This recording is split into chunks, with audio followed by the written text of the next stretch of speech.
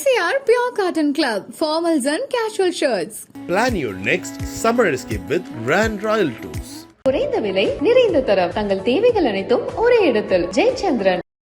Iran, Israel, அமெரிக்காவுக்கு இடையிலான இந்த போர் பதற்றத்தின் காரணமாக துபாயில நிலைமை எப்படி இருக்கு சார்? துபாயில இப்போ நிலைமை கொஞ்சம் கட்டுக்குள்ளதான் இருக்குது அப்படின்னு சொல்லணும். சண்டேல ஈரானோட கை கொஞ்சம் ஓங்கி இருக்கிற மாதிரி சில செய்திகள் வந்தது. நான் இருக்கிற இடம் கிட்டத்தட்ட ஏர்போர்ட்ல இருந்து ஒரு 2-3 கிலோமீட்டர் தூரம் தான். நேற்று முன்தினம் மத்தியானம் 12 மணி ஒரு 3 மணி வரைக்குமே சத்தங்கள் கேட்டது. நேற்று நீங்க சொன்ன மாதிரி அந்த சத்தம் கேட்டுக்கிட்டே இருக்கும்போது அந்த நிலை எப்படி இருந்தது சார்? ஏன்னா எல்லாருக்குள்ளேயும் ஒரு பதட்டம் அப்படின்றது உருவாகும் இல்லையா? நம்ம கண்ணிலேயே பார்த்தோம். சில ட்ரோன்ஸ் பறந்து வந்தது. அது துபாய் அதை எதிர்த்து அடிச்சது, வானத்துல வெடிச்சதுலாம் சிலதை கண்ணிலேயே பார்த்தோம். ஈரான் முதல்ல துபாயில இருக்கிற போர்ட், அந்த போர்ட் ஒரு அமெரிக்க இராணுவ கப்பல்கள்லாம் வருது, அதனால அதை தாக்கி இருக்கிறாங்க. அதுக்கு அடுத்தது பார்த்தீங்கன்னா ஐகானிக் பில்டிங்ஸ். நம்ம எப்படி இந்தியாவுக்கு எப்படி தாஜ்மஹால் ஒரு ஐகானிக் பில்டிங்கோ, அந்த மாதிரி துபாய்க்கு பார்த்தீங்கன்னா புர்ஜ் அல் அராப் அப்படின்னு ஒரு ஹோட்டல் இருக்கு. அதுக்கப்புறம் புர்ஜ் கலிஃபா, உலகத்திலே மிக உயர்ந்த கட்டிடம். ஸோ இந்த மாதிரி இடங்களையும் கொஞ்சம் தாக்கினாங்க. ஆனால் நேற்று இந்த ட்ரோன் தாக்குதலை உங்களாலவே பார்க்க முடிஞ்சது. நீங்களே அதை பார்த்துட்டு தான் இருந்தீங்க அந்த கண்டிஷன்ல. ஆமாம், அது நிறைய இடங்கள்ல நாங்கள் பார்த்துருக்கோம். இது இன்னும் தொடரும் அப்படின்னு தான் புரிஞ்சுக்க முடியுது. இது எங்க முற்று பெறும், இல்லை எதை நோக்கி போகுது அப்படின்னு பாக்குறீங்க? இதனால இந்தியர்களுக்கு உண்டான பாதிப்பு என்னெல்லாம் இருக்கு? இந்தியா, ஆஸ்திரேலியா போன்ற பல நாடுகளுக்கு கச்சா எண்ணெய் இங்க இருந்து தான் போகுது. ஸோ இன்னும் ஒரு மாதத்துக்கு உலகத்துல எந்த பகுதியில இருந்தும் இந்தியாவுக்கோ ஆஸ்திரேலியாவுக்கோ இல்லை மற்ற நாடுகளுக்கோ, Indonesia, South East Asia country எல்லாத்துக்குமே இங்க இருந்து கச்சா எண்ணெய் போகலைன்னா பெட்ரோல் டீசல் தட்டுப்பாடு வரும். அப்ப பெட்ரோல் டீசல் விலையானது அதிகரிக்கும் அப்படின்னு புரிஞ்சுக்கலாமா? கண்டிப்பா பெட்ரோல் விலையும் டீசல் விலையும் ஏற்றுவதற்கு வாய்ப்புகள் நிறையவே இருக்குது. ஆனா இப்ப நீங்க ஆரம்பிக்கும் போதே சொன்னீங்க ஈரானுடைய கைகள் ஓங்கி இருக்கு அப்படிங்கும் போது அவங்களும் விடாப்பிடியா இருக்காங்கன்னா, அமெரிக்காவோட ஸ்டேட்மெண்ட் பார்க்கும்போது அது விடாப்பிடியா இருக்குன்னா இது நிச்சயமா இன்னும் தொடரக்கூடிய சூழ்நிலை தான் இருக்குன்றதை புரிஞ்சுக்கலாமா? அமெரிக்கா பின்வாங்குவதற்கு உண்டான வாய்ப்புகள் ரொம்ப ரொம்ப குறைவு. ஈரான் பின்வாங்கணும். அப்படி ஈரானோட கை கொஞ்சம் ஓங்கி இருந்தால் பின்வாங்க மாட்டாங்க. கலாட்டா நேயர்களுக்கு வணக்கம். நான் சரவண ராம்குமார். இன்று நம்மோடு PR சுந்தர் சார் இணைஞ்சிருக்காரு. அவர்கிட்ட தான் பேசுறதா இருக்கும், பேசுவோம். சார் வணக்கம். சார் வணக்கம் சார். இன்று காலையில சென்னையிலிருந்து புறப்பட்ட துபாயில இறங்க முற்பட்ட விமானத்துக்கு அங்க சூழ்நிலை சரியில்லை, அதனால திரும்புங்க அப்படின்ற அறிவிப்பு வந்ததாலாம் கேள்விப்படுறோம். அந்த பயணிகள் விமானம் அப்படியே வான்வெளியிலேயே திரும்புறதா செய்திகள்லாம் பார்க்குறோம். இப்போ இந்த போர் பதற்றம், ஈரான், இஸ்ரேல், அமெரிக்காவுக்கு இடையிலான இந்த போர் பதற்றத்தின் காரணமாக துபாயில நிலைமை எப்படி இருக்கு சார்? துபாயில இப்போ நிலைமை கொஞ்சம் கட்டுக்குள்ளதான் இருக்குது அப்படின்னு சொல்லணும். ஒரு கடந்த 24 மணி நேரம் அல்லது 36 மணி நேரம்னே சொல்லலாம், இது வரைக்கும் எந்தவித சத்தமும் எனக்கு கேட்கல. அதுக்கு முன்னாடி தொடர்ந்து ஒரு வெடி வெடிக்கிற சத்தம் கேட்டுது. அதுக்கப்புறம் அது ஒரு மிசைலோ அல்லது ட்ரோன் அட்டாக்கோ கிடையாது. அது என்ன நடக்குதுன்னா, ஈரான்ல இருந்து மிசைலையும் ட்ரோன்ஸையும் அவங்க அடிக்கிறாங்க. அது துபாயில லேண்ட் ஆகிறதுக்கு முன்னாடியே துபாயில என்ன பண்றாங்க, அதை எதிர்த்து அடிச்சு வானத்திலே வெடிக்க வைக்கிறாங்க. ஸோ அந்த சத்தம் தான் உங்களுக்கு கேட்குது அப்படின்னு சொல்லியிருந்தாங்க. சில நேரங்களில் ட்ரோன் 50 ட்ரோன் 100 ட்ரோன் ஒரே நேரத்தில் அடிப்பாங்க. அதை இன்டர்செப்ட் பண்ணும்போது ஏதோ 1-2 தவறி நிலப்பகுதியில் விழுறதுக்கு வாய்ப்புகள் இருக்குது. அந்த மாதிரி விழுந்தும் இருக்குது. பட் இருந்தாலும் 2ஆம் தேதி ஒரு குறைந்த அளவில் விமானத்தை இயக்கிறது அப்படின்னு முடிவு பண்ணி துபாயில இருந்து ஒரு விமானம் சென்னைக்கு போயிருக்குது. 215 பேசஞ்சர்ஸோட அந்த விமானம் சென்னைக்கு போயிருக்கு. அந்த சென்னைக்கு போன விமானம் திரும்ப துபாய் வர்றதுக்காக ஒரு 37 பயணிகளோ நம்ம ஏற்றுக்கின்னு அது வந்திருக்கிறாங்க. இந்த இடைப்பட்ட காலத்துல சண்டையில ஈரானோட கை கொஞ்சம் ஓங்கி இருக்கிற மாதிரி சில செய்திகள் வந்தது. அமெரிக்காவுக்கு 3 ஃபைட்டர் ஜெட் லாஸ் ஆயிருக்கு. ஆனா அதுக்கப்புறம் என்ன சொன்னாங்க, அது ஈரான் அந்த ஃபைட்டர் ஜெட் அடிக்கல, அது ஃப்ரெண்ட்லி ஃபயர், அவங்களுக்குள்ளவே தவறுதலா சுட்டு வீழ்த்திட்டாங்க அப்படின்னு சொன்னாங்க. அதுக்கப்புறம் சவுதி அரேபியாவில் இருக்கிற அமெரிக்கன் எம்பசி அதை தாக்குதல் நடத்தியிருக்கிறாங்க, ட்ரோன் மூலமா அட்டாக் பண்ணியிருக்கிறாங்க அப்படின்றதுனால இந்த மாதிரியான சில செய்திகள்லாம் வரவே, சரி எதுக்கு நம்ம ரிஸ்க் எடுக்கணும் அப்படின்னு சொல்லிட்டு அந்த விமானத்தை திரும்ப போக சொல்லியிருப்பாங்க. பட் வந்து நான் இருக்கிற இடம் வந்து கிட்டத்தட்ட ஏர்போர்ட்ல இருந்து ஒரு 2-3 கிலோமீட்டர் தூரம் தான். தொடர்ந்த சத்தங்கள் வந்து நேற்றைய முன்தினம் கேட்டுன்னு இருந்தது. நேற்றைய முன்தினம் மத்தியானம் 12 மணி, ஒரு 3 மணி வரைக்குமே சத்தங்கள் கேட்டது. ஆனா அப்பத்துலேருந்து இப்போ வரைக்கும் எந்தவித சத்தமும் இல்ல. எல்லாம் அமைதியா தான் இருக்குது. பட் இருந்தாலும் இது வந்து ஒரு சேஃப்டி ப்ரிகாஷனா இத எமிரேட்ஸ் பண்ணியிருக்கலாம் அப்படின்னு தோணுது. ஆனா, இப்போ நீங்க இப்போ எந்த விதமான அச்சுறுத்தலும் இல்லாத மாரி தான் இருக்கு. இருக்கிற இடத்துல சேஃபா இருக்கும் அப்டின்னாலும், நேற்று நீங்க சொன்ன மாரி அந்த சத்தம் கேட்டுக்கிட்டே இருக்கும்போது, அந்த நிலை எப்படி இருந்தது சார்? ஏன்னா எல்லாருக்குள்ளயும் ஒரு பதட்டம் அப்டின்றது உருவாகும் இல்லையா? நம்ம கண்லயே பார்த்தோம். சில ட்ரோன்ஸ் வந்து பறந்து வந்தது. அது வந்து துபாய் வந்து அத எதிர்த்து அடிச்சது, வானத்துல வெடிச்சதுலாம் சிலத கண்லயே பார்த்தோம். அது பொதுவாங்க என்ன சொல்றதுன்னா, நம்பர் 1 ஒரு நாடு இன்னொரு நாட்ட தாக்கும்போது, பெரும்பாலும் அவர்களுடைய ராணுவ தளங்கள தான் தாக்குவாங்க. அல்லது ஏதாவது ஒரு முக்கியமான இடங்கள். முக்கியமான இடங்கள் தாக்குனா ஒரு சைக்காலஜிக்கலா ஒரு இம்பாக்ட் வரும். இப்போ ஒரு உதாரணத்துக்கு இந்தியாவுக்கும் பாகிஸ்தானுக்கும் சண்டை நடக்குதுன்னு வச்சுங்களேன். ஒண்ணு இந்தியால இருக்கிற ராணுவ தளங்கள தாக்குவாங்க. இல்லன்னா ஏதாவது ஒரு முக்கியமான கட்டிடங்கள், தாஜ்மஹால் அந்த மாரி ஒரு முக்கியமான கட்டிடங்கள தகர்த்தாங்கனாக்கா, அது ஒரு சைக்காலஜிக்கலா ஒரு எஃபெக்ட். ஏன்னா தாஜ்மஹால்ன்றது ஒரு இந்தியாவுடைய சின்னம். உலக அதிசயங்கள்ல ஒண்ணா இன்னைக்கு வரைக்கும் பார்க்கப்படுது. ஸோ அந்த மாதிரி ஒண்ணு. இல்ல இதுக்கு அடுத்து ஒரு இன்னும் கொஞ்சம் டெரரைஸ் பண்ணணும் அப்படின்னு நினைச்சாங்கன்னா, மக்கள் அதிகமா எந்த இடத்துல கூடுவாங்க அப்படின்ற மாரி அந்த மாரி இடங்கள பார்த்து தாக்குவாங்க. ஸோ அதே போல தான் ஈரான் வந்து முதல்ல வந்து துபாய்ல இருக்கிற போர்ட். அந்த போர்ட் வந்து ஒரு அமெரிக்க ராணுவ கப்பல்கள்லாம் வருது. அதனால அத தாக்கி இருக்கிறாங்க. அதுக்கு அடுத்தது பார்த்தீங்கன்னா, ஐகானிக் பில்டிங்ஸ். நம்ம எப்படி இந்தியாவுக்கு எப்படி தாஜ்மஹால் ஒரு ஐகானிக் பில்டிங்கோ, அந்த மாரி துபாய்க்கு பார்த்தீங்கன்னா, புர்ஜ் அல் அராப் அப்படின்னு ஒரு ஹோட்டல் இருக்கு. அதுக்கப்புறம் புர்ஜ் கலிஃபா உலகத்திலே மிக உயர்ந்த கட்டிடம். ஸோ இந்த மாரி இடங்களையும் கொஞ்சம் தாக்குனாங்க. அதுக்கு அடுத்தது ஒரு பொதுமக்கள் அதிகமா போகக்கூடிய இடங்கள். அதாவது ஒரு மிகப்பெரிய ஷாப்பிங் மால்ஸு, அந்த ஏர்போர்ட்டு. ஸோ இந்த மாரி தாக்க ஆரம்பிச்சாங்க. ஸோ அதனால வந்து நாம வந்து ஒரு அரசாங்கத்தினுடைய அறிவுரைகளை கேட்டு நம்ம நடந்தோம்னு சொன்னால், ஒரு காரணம் இல்லாமல் நம்ம வந்து வீட்டை விட்டு வெளியே போறத தவிர்த்துறது நல்லது. பொதுவா அதிகமாக கூட்டங்கள் இருக்கும் அப்படின்னு பர்செப்ஷன் இருக்கிற இடங்களுக்கும் நம்ம போறத தவிர்த்துறது நல்லது. பொதுவா வந்து குடியிருப்பு பகுதிகள்ல இருக்கிறவங்களுக்கு எந்த பிரச்சனையும் கிடையாது. ஒரே ஒரு குடியிருப்பு பகுதியில மட்டும் இந்த ஈரானுடைய மிசைல் வரும்போது அதை எதிர்த்து அடிச்சிருக்கிறாங்க. அதனுடைய பாகங்கள், அத டெப்ரிஸ் அப்படின்னு சொல்லுவாங்க. உடைந்த பாகங்கள். அது விழுந்து ஒரு குடியிருப்பு பகுதியில மட்டும் ஒரு வீட்டுல விழுந்து சில சேதாரங்கள ஏற்படுத்தியிருக்கு. மற்றபடி சேதாரங்கள் எல்லாமே ஒரு மைனர் சேதாரங்கள் தான். ஒண்ணும் மேஜர் இது எதுவுமே கிடையாது. ஆனா நேற்று இந்த ட்ரோன் தாக்குதல வந்து உங்கனாலவே பார்க்க முடிஞ்சது. நீங்களே அத பார்த்துட்டு தான் இருந்தீங்க அந்த கண்டிஷன்ல. ஆமாம். அது நெறைய இடங்கள்ல நாங்க பார்த்திருக்கிறோம். முதல்ல இது விமானம் வருது அப்படின்னு நினைச்சுட்டோம். அப்புறம் தான் யோசனை பண்ணோம். வான் எல்லையெல்லாம் மூடிட்டாங்க. விமான பயணமே கிடையாது. அப்ப அது பறந்து வர்றது எதுவுமே விமானம் கிடையாது. அது வந்து ட்ரோன் தான். இப்போ இந்த கண்டிஷன் சார், இப்போ நம்ம வந்து ஈரானுக்கும், அமெரிக்காவுக்கும், இஸ்ரேலுக்கும் நடக்கக்கூடிய இந்த போர் பதட்டம், இந்த சூழ்நிலை அப்படின்றது எத நோக்கி போகுது? ஏன்னா அமெரிக்கா சொல்லும்போது, இது நெடுங்கால பகை அப்படின்ற விதத்துல அவங்க ஒரு ஸ்டேட்மெண்ட் சொல்றாங்க. இது இன்னும் தொடரும் அப்படின்னு தான் புரிஞ்சுக்க முடியுது. இது எங்க முற்று பெறும்? இல்ல எத நோக்கி போகுது அப்படின்னு பார்க்குறீங்க? இதனால இந்தியர்களுக்கு உண்டான பாதிப்பு என்னெல்லாம் இருக்கு? இந்த போர் வந்து எவ்வளவு நாளைக்கு நீடிக்கும் அப்படின்னு சொன்னீங்கன்னா, ஒரு போர் எவ்வளவு நாளைக்கு நீடிக்கும் அப்படிங்கிறது யாராலையும் கணிக்க முடியாது. அமெரிக்கா முதல்ல என்ன நினைச்சிருக்கிறாங்க, இந்த போரை வந்து ஒரு 4 வார காலத்துக்குள்ளார இந்த போரை நம்ம முடிச்சிட முடியும்.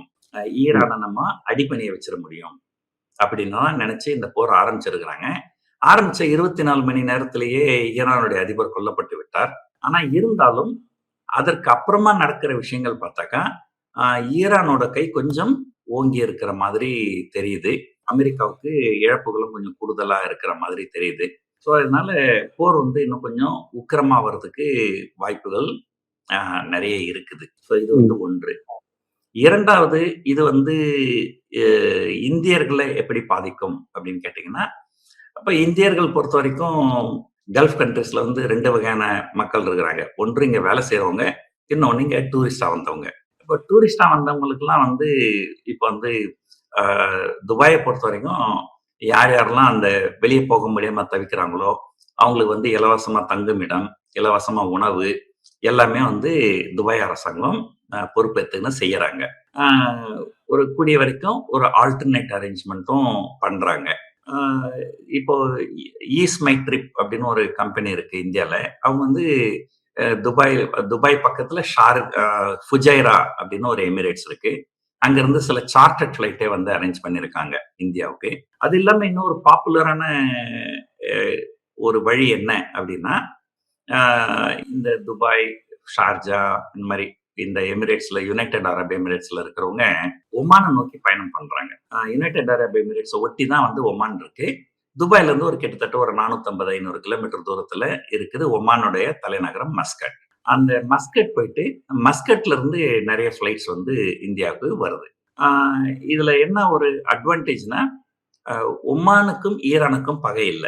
ஈரானும் அமெரிக்காவும் பேச்சுவார்த்தையில ஈடுபட்டப்போ அதுக்கு மீடியேட் பண்ணதே வந்து ஒமான் தான். அதனால ஒமான வந்து ஈரான் தாக்க மாட்டாங்க அப்படிங்கிற ஒரு நம்பிக்கை இருக்குது. அதனால நிறைய பேர் வந்து ஒமான் எல்லைக்குள்ளார போய் மஸ்கட் போயிட்டு மஸ்கட்ல இருந்து இந்தியாவுக்கு திரும்பி போறாங்க. மற்றபடி இங்க வேலை செய்யறவங்க எனக்கு தெரிஞ்சு ஓரளவுக்கு யாரும் எதுவும் பயந்த மாதிரி தெரியல. இன்ஃபேக்ட் நானே இங்க தான் இருக்கிறேன். எனக்கும் எந்த பயமும் இருக்கிற மாதிரி தெரியல. நாங்க வந்து ஒரு ஒரு ஒரு எச்சரிக்கையா இருக்கிறோம், அவ்வளவுதான். எச்சரிக்கையா இருக்கணும், பாதுகாப்பா இருக்கணும் அப்படிங்கிற ஒரு எண்ணம் இருக்குது. மற்றபடி பயம் வந்து எதுவும் இதுவரைக்கும் இல்லை. இதுக்கப்புறம் 3வது, இந்தியாவுக்கு இது எந்த வகையான பாதிப்பை ஏற்படுத்தும் அப்படின்னா, இந்தியா, ஆஸ்திரேலியா போன்ற பல நாடுகளுக்கு கச்சா எண்ணெய் வந்து இங்க இருந்து தான் போகுது. இந்த ஸ்ட்ரெய்ட்ஸ் ஆஃப் ஹோமர்ஸ் அப்படின்னு சொல்லுவாங்க. அது வழியா தான் வந்து அந்த கப்பல், எண்ணெய் கப்பல்கள்லாம் போகணும். இந்தியா, ஆஸ்திரேலியா போன்ற நாடுகளுக்கு கையிருப்பு வந்து ஒரு 15 முதல் 30 நாட்களுக்கு உண்டான எண்ணெய் தான் கையிருப்பு இருக்கு. ஸோ இன்னும் ஒரு மாதத்துக்கு உலகத்துல எந்த பகுதியில இருந்தும் இந்தியாவுக்கோ, ஆஸ்திரேலியாவுக்கோ இல்ல மற்ற நாடுகளுக்கோ, Indonesia, South East Asia country எல்லாத்துக்குமே இங்க இருந்து கச்சா எண்ணெய் போகலைன்னா பெட்ரோல் டீசல் தட்டுப்பாடு வரும். அது பெட்ரோல் டீசல் தட்டுப்பாடு வந்ததுன்னா அது வந்து ஒரு மிகப்பெரிய தாக்கத்தை ஏற்படுத்தும். ஏற்கனவே இதே ஈரான் பிரச்சனையில 1980ல உலகம் முழுக்க கச்சா எண்ணெய் தட்டுப்பாடு வந்தது. அது மாதிரி வருவதற்கு வாய்ப்புகள் இருக்கு. ஸோ அதனால வந்து இதெல்லாம் கால்குலேட் பண்ணி தான் ஒரு அமெரிக்கா என்ன பண்ணாங்க, 4 வாரத்துக்குள்ளார இந்த சண்டை முடிஞ்சிற அளவுக்கு நாங்க வந்து வேகமான போரை தொடுப்போம் அப்படின்னு சொல்லியிருந்தாங்க. ஆனா இப்போ அது அமெரிக்காவோட கையை மீறி போகின்ற மாதிரி தெரியுது. இது 4 வாரங்களுக்கு மேலாக தொடர்வதற்கு வாய்ப்புகள் நிறைய இருக்கு. அப்படிப்பட்ட ஒரு சூழ்நிலை வந்தால் ஈரானுடைய அனுமதி இல்லாமல் அந்த நீரிணையிலிருந்து எண்ணெய் கப்பல்கள் வெளியே வர முடியாது. ஸோ இதுக்கு வந்து தீர்வு வந்து 2 தீர்வு தான் இருக்குது. அடுத்த 2 அல்லது 3 வாரங்களுக்குள்ளார இந்த சண்டை ஒரு முடிவுக்கு வர வேண்டும். இந்த சண்டை எப்படி முடிவுக்கு வரும்னா 2 வகையில வரலாம். ஒன்று, ஏதோ ஒரு தரப்பு இதற்கு மேல நம்மளால சண்டை போட முடியாது, ஜெயிக்க முடியாது அப்படின்னு தோணுச்சுனால் அப்போ வந்து ஒன்று பேச்சுவார்த்தைக்கு வருவாங்க அல்லது சரண்டர் ஆயிடுவாங்க. ஸோ ஒன்று, ஒரு நாடு தோல்வி அடைய வேண்டும், இன்னொரு நாடு வெற்றி அடைய வேண்டும். அப்போ இந்த பிரச்சனைக்கு ஒரு முடிவு வரும். அல்லது சமாதான உடன்படிக்கைக்கு இந்த நாடுகள் வரணும். ஸோ ஒன்று சமாதானம் ஆகணும் அல்லது ஒரு நாடு தோற்கணும். அப்பதான் இந்த சண்டை அப்படிங்கிறது ஒரு முடிவுக்கு வரும். முடிவுக்கு வந்தாதான் அந்த நீரிணையில கப்பல்கள் வந்து போக்குவரத்து தொடங்கும். அப்படி தொடங்கினாதான் இந்தியாவுக்கும் மற்ற நாடுகளுக்கும் கச்சா எண்ணெய் சப்ளை ஆகிறது கண்டினியூ ஆகும். ஸோ கொஞ்சம் கற்பனை பண்ணி பாருங்க, பெட்ரோல் டீசல் கிடைக்கலன்னா என்ன நடக்கும்? எதுவுமே எங்காது. ஒட்டுமொத்த நாடுமே வந்து ஒரு பிரச்சனைக்கு ஆளாகிடும். இப்ப இந்தியாலேயே வந்து இந்த ஸ்டாண்ட் பாக்குறாங்க சார். இப்ப எவ்வளவு நாளுக்கு கச்சா எண்ணெய் இருப்பு இருக்கு, எரிபொருள்லாம் எப்படியான விஷயங்கள்லாம் இருக்கு அப்படின்றதெல்லாம் கணக்கிடும்போது இவ்வளவு நாட்களுக்கான கையிருப்பு இருக்கு அப்படின்ற விஷயங்கள், விவாதங்கள்லாம் போகுது. அப்ப பெட்ரோல், டீசல் விலையானது அதிகரிக்கும் அப்படின்னு புரிஞ்சுக்கலாமா? இல்ல இன்னும் இந்த நாட்கள் கடக்க இன்னும் இது அதிதீவிரமா மாறக்கூடிய நிலையில என்ன மாதிரியான மாற்றங்கள் நடக்கும்? அதாவதுங்க, இதுக்கு வந்து ஒரு என்ன சொல்றதுன்னா ஒரு ஆல்டர்னேட் ரூட். இப்போ கச்சா எண்ணெய் வந்து இந்த கல்ஃப் கண்ட்ரிஸ்ல தயாரிக்கிற கச்சா எண்ணெய் இந்த ஸ்ட்ரெயிட் ஆஃப் ஹோமர்ஸ் வழியா வர்றது வந்து ஒரு ஷார்ட்டஸ்ட் ரூட்னு சொல்லுவாங்க. ஸோ இப்போ நீங்க வந்து ஏதோ ஒரு ஊருக்கு போறீங்க, சென்னையில இருந்து காஞ்சிபுரம் போகணும். அந்த ஹைவேல போனீங்கன்னா சீக்கிரம் போயிடுறீங்க. 1 மணி நேரத்துல போய் சேர்ந்துடலாம். அந்த பாதையில ஏதோ பிரச்சனை அப்படின்னா, சுற்றுப்பாதையில நீங்க போகணும் அப்படின்னா, அது 1 மணி நேரத்துக்கு பதிலு 3 மணி நேரம் ஆகும். எரிபொருள் செலவு வந்து 10 லிட்டர் பெட்ரோலுக்கு பதிலு 30 லிட்டர் பெட்ரோல் செலவாகும். ஸோ அந்த மாரி ஒரு வேறு வழியா, அந்த ஆப்பிரிக்கா வழியா வந்து அ உலகத்த பாதி சுத்திக்கின்னு கச்சா எண்ணெய் வந்து ஆசிய நாடுகளுக்கு சப்ளை ஆகுறதுக்கு வாய்ப்புகள் இருக்குது. ம். அ ஆனா, நீங்க சொல்ற மாரி அதனுடைய செலவுகள் ரொம்ப கூடுதலாகும். நேரமும் கூடுதலாகும். இதனால வந்து பெட்ரோல் விலை ஏறுவதற்கும், இப்ப கையிருப்பு குறைய குறைய அரசாங்கம் என்ன பண்ணுவாங்க, சரி நம்ம இதே விலையில வித்தோம்னாக்கா, கண்ட மேனிக்கு எல்லாரும் பெட்ரோல், டீசல் வாங்க ஆரம்பிச்சாங்கன்னா, நமக்கு கையிருப்பு சீக்கிரம் காலியாயிடும். அதனால நம்ம விலைய ஏத்துவோம். இப்ப விலைய ஏத்துனா கொஞ்சம் பேர் வந்து கொஞ்சம் தயங்குவாங்க. அதான் அனாவசியமா பெட்ரோல் வாங்குறத நிறுத்துவாங்க. அதனால நம்ம இன்னும் கொஞ்சம் கூடுதலான நாட்களுக்கு நம்மளால சமாளிக்க முடியும். அப்படிங்கிற மாதிரியான ஒரு எண்ணம் வந்து வரும். அதனால கண்டிப்பா பெட்ரோல் விலையும், டீசல் விலையும் ஏத்துவதற்கு வாய்ப்புகள் நிறையவே இருக்குது. ஆனா இந்த சண்டை கூடிய விரைவில் ஒரு முடிவுக்கு வந்துவிட்டால் உலகத்துல எல்லாருக்குமே நல்லது. ஆ இல்லன்னு சொன்னால் பிரச்சனைகள் வந்து அ பெரிய அளவுல வர்றதுக்கு வாய்ப்புகள் நிறையவே இருக்குது. நீங்க சொன்ன மாரி சார். இரு தரப்புல வந்து ஏதாவது ஒரு தரப்போ, இல்ல 2 தரப்போ இறங்கி வந்து இதுக்கான சுமூகமான ஒரு தீர்வை எட்டுனா, இது வந்து விரைவில முடியும் அப்படின்னு. ஆனா இப்ப நீங்க ஆரம்பிக்கும்போதே சொன்னீங்க, ஈரானுடைய கைகள் ஓங்கி இருக்கு அப்படிங்கும்போது, அவங்களும் விடாப்பிடியா இருக்காங்கன்னா, அமெரிக்காவோட ஸ்டேட்மெண்ட் பார்க்கும்போது அது விடாப்பிடியா இருக்குன்னா, இது நிச்சயமா இன்னும் தொடரக்கூடிய சூழ்நிலை தான் இருக்குன்றத புரிஞ்சுக்கலாமா? ஆமா, கண்டிப்பா. அதாவது அ அ ஒரு அதாவது அமெரிக்கா வந்து பின்வாங்குவதற்கு உண்டான வாய்ப்புகள் வந்து ரொம்ப ரொம்ப குறைவு. ம். ஆ ஈரான் வந்து பின்வாங்கணும். அப்படி ஈரானோட கை கொஞ்சம் ஓங்கி இருந்தால் பின்வாங்க மாட்டாங்க. ஒரு கமலஹாசனுடைய படத்துல ஒரு வசனம் வரும். "என்னைக்கு தோத்துருவோம் அப்படின்னு தோணுதோ, அன்னைக்கு சமாதான பேச்சுவார்த்தைக்கு போயிடணும். அதுதான் புத்திசாலித்தனம். ஆ அல்லது சரண்டர் கூட ஆயிடலாம். தப்பில்ல. உயிர் போறதுக்கு அது எவ்வளவு மேலு அப்படின்னு. ஸோ அந்த ஒரு சூழ்நிலைக்கு ஈரான் வருமா? ஆ அப்படின்னா, இப்போதைக்கு இருக்கிற சூழ்நிலை வச்சு பார்க்கும்போது, ஆ ஈரான் வந்து அ அதாவது எதிர்பார்த்தத விட அதிகமான அ போர்த்திறன் கொண்டு இருக்கிறாங்க. பல 1000 கிலோமீட்டர் தள்ளி இருக்கிற சைப்ரஸ் நாட்டுல போய் ஒரு ட்ரோன் அட்டாக் பண்ணியிருக்கிறாங்க. ஒரு மிசைல் அட்டாக் பண்ணியிருக்கிறாங்க. சவுதி அரேபியாவோட ரியாத்லாம் வந்து 1000 கிலோமீட்டருக்கு மேல இருக்கும். அவ்வளவு தூரம் போய் ஒரு அவங்களுடைய இது வந்து ட்ரோன் வந்து போய் அட்டாக் பண்றாங்கன்னா, அப்ப அந்த ட்ரோன் டெக்னாலஜில அவங்க ரொம்ப தலை சிறந்து விளங்குறாங்க அப்படிங்கிற மாரி சொல்றாங்க. இந்த போர் பற்றி நம்ம வந்து ஒரு எக்ஸ்பர்ட் கிடையாது. இப்ப சில எக்ஸ்பர்ட்ஸ் என்ன சொல்றாங்கன்னா, ஒரு ட்ரோன தயாரிக்கிறதுக்கு எவ்வளவு செலவாகுதோ, அதப்போல 10 மடங்கு காசு செலவாகுமா, அந்த ட்ரோன இன்டர்செப்ட் பண்ணி அழிக்கிறதுக்கு உண்டான ஒரு வழிய கண்டுபிடிக்கிறதுக்கு. அப்போ இந்த ஒரு வார் அப்படின்னு நடந்ததுன்னா, இந்த வார்ல காஸ்ட் ஆஃப் த வார் அப்படின்னு ஒண்ணு இருக்கு. அப்போ ஈரான் வந்து ட்ரோன தயாரிச்சு அடிச்சுக்கின்னு இருக்கிறாங்க. அத தடுக்கிறதுக்காக ஆன்டி ட்ரோன் இதெல்லாம் இவங்க பண்ணும்போது, அதுக்கு இவங்களுடைய செலவு வந்து கூடுதலா 10 மடங்கு ஆகும் அப்படின்னாங்க. அதனால இந்த அளவுக்கு இந்த இந்த பொருளாதாரத்த எப்படி இவங்கலாம் சமாளிக்க போறாங்க அப்படிங்கிறதெல்லாம் இன்னும் ஒரு 2, 3 நாட்கள் போனா தான் இந்த போர் வந்து எந்த திசைய நோக்கி போகுது அப்படின்னு தெரியும். இப்போதைக்கு ஆல்டர்னேட்டிவா அதாவது ஒரு நாள் வந்து அமெரிக்காவுக்கு சாதகமா இருக்குது. மறுநாள் வந்து ஈரானுக்கு சாதகமா இருக்குது. அப்படி மாறி மாறி தான் இப்போ சிச்சுவேஷன் வந்து இப்போ இருக்குது. அண்ட் ஃபைனலா ஒரே ஒரு கேள்வி சார். இப்போ நம்ம வந்து உக்ரைன், ரஷ்யா போர் ஆரம்பிச்ச சமயத்துல என்ன பேசப்பட்டுச்சுன்னா, உக்ரைனால அத சமாளிக்க முடியாது. ரஷ்யா போன்ற ஒரு பெரிய நாட்டுகிட்ட அப்படின்னு பேசும்போது, இன்னைக்கு வரைக்கும் அது தொடர்ந்துகிட்டே இருக்கு அப்படின்னு நம்ம பார்க்குறோம். அமெரிக்கா ஒரு மிகப்பெரிய வல்லரசு நாடா இருக்கு. அப்போ கம்பேரிட்டிவ்லி எந்த அளவுக்கு ஒரு கேப்பபிலிட்டியோட ஈரான் இருக்காங்க அப்படின்னு புரிஞ்சுக்கலாம் சார். அவங்களும் விடாப்பிடியா இருக்காங்கன்றதுனால, இது அதே போல மாறிடுமான்ற கவலை எல்லார்கிட்டயும் இருக்கு. இல்ல அதாவதுங்க ரஷ்யா, யுக்ரைன் போர் அப்படிங்கிறது அது வேற.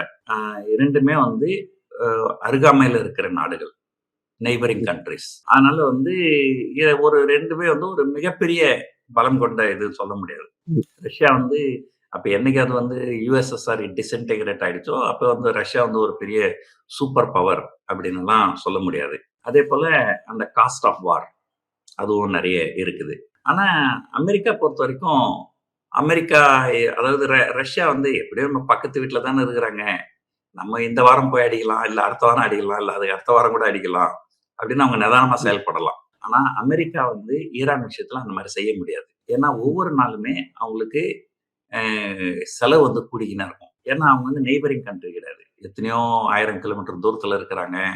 ஸோ அவங்க வந்து இந்த கப்பல் படையெல்லாம் அனுப்பணும். ஸோ அந்த கப்பல்களுக்கு மெயின்டெனன்ஸு அதுல நிறைய செலவு இருக்குது. அதாவது ஒரு இந்தியா வந்து பாகிஸ்தான் கூட சண்டை போடுறதுக்கும், இந்தியா வந்து எங்கேயோ இருக்கிற ஒரு நாடு ரஷ்யா கூட சண்டை போடுறதுக்கும் பார்த்தீங்கன்னா ஒரே செலவு கிடையாது. பாகிஸ்தான் கூட சண்டை போடும்போது செலவு ரொம்ப கம்மியாகும். ஏன்னா பக்கத்து நாடு. ஸோ அதே போலதான் அமெரிக்கா. அதனால இந்த அமெரிக்கா வந்து இதை எதையாவது செஞ்சு கூடிய விரைவில் இந்த சண்டை வந்து ஒரு ஒரு ஒரு முடிவுக்கு கொண்டு வரணும் அப்படிங்கிற ஒரு எண்ணம் வந்து கண்டிப்பா அமெரிக்காவுக்கு இருக்கும். ரெண்டாவது, ரஷ்யன் யுக்ரைன் வார் நடந்ததுனால கச்சா எண்ணெய் தட்டுப்பாடு வந்து உலகம் முழுக்க வர்றதுக்கு வாய்ப்பு இல்லை. ஏன்னா இது எப்படின்னா ஒரு முன் வாசல் வந்து உங்களுக்கு பிரச்சனை ஆயிடுச்சுன்னா பின் வாசல் வழியா நான் வந்து எல்லா பொருளையும் உங்க வீட்டுல இருந்து வாங்கிப்பேன். அந்த மாதிரி ரஷ்யாவுக்கு வந்து ஒரு பக்கம் யுக்ரைன் சண்டை இருந்ததுன்னா இன்னொரு பக்கம் இருக்குது அந்த சப்ளைக்கெல்லாம். ஆனா இந்த கச்சா எண்ணெய் தட்டுப்பாடு அப்படின்ற பிரச்சனை வந்து வரல. ஆனா உலகத்துல இருக்கிற கச்சா எண்ணெய் இதுல வந்து ஒரு கிட்டத்தட்ட 25% இந்த ஸ்ட்ரெயிட் ஆஃப் ஹோர்மஸ் வழியா தான் போகுது அப்படின்னு சொல்றாங்க. இந்தியாவுக்கும் சில ஆசிய நாடுகளுக்கும் தேவையான கச்சா எண்ணெய்ல 80% இந்த நீரிணை வழியா தான் போகுது அப்படின்னு சொல்றாங்க. அப்போ இந்த கச்சா எண்ணெய் தட்டுப்பாடு வந்து ஒரு மிகப்பெரிய பிரச்சனையை கொண்டு வரும். சோ இதற்காகவாவது கண்டிப்பா வந்து இந்த போரை வந்து சீக்கிரம் முடிவுக்கு கொண்டு வர வேண்டிய கட்டாயத்துல எல்லாருமே இருக்கிறாங்க. ஸோ அதனால இது என்ன நடக்க போகுது அப்படின்றது இன்னும் சில நாட்கள் பொறுத்துதான் ஒரு தெளிவான ஒரு வழி தெரியும். இப்போதைக்கு குழப்பமான நிலை தான் இருக்குது அப்படிங்கிறது தான் உண்மை. Thank you sir. நிறைய அப்டேட்ஸ் அங்கே என்ன நடந்துகிட்டு இருக்கு அப்படின்னு சொல்லியிருக்கீங்க. எல்லாருடைய எண்ணமும் கூட இந்த போர் சூழல் சீக்கிரமா நிறைவு பெறணும், அது சுமூகமா முடியணும் அப்படின்றது தான். நீங்களும் பாதுகாப்பா இருங்க. தொடர்ந்து இது குறித்து நிறைய விஷயங்களை பேசலாம் சார். நன்றி. MCR Pure Cotton Club, formals and casual shirts. Plan your next summer escape with Grand Royal Tours. குறைந்த விலை, நிறைந்த தரம், தங்கள் தேவைகள் அனைத்தும் ஒரே இடத்தில். ஜெயச்சந்திரன்.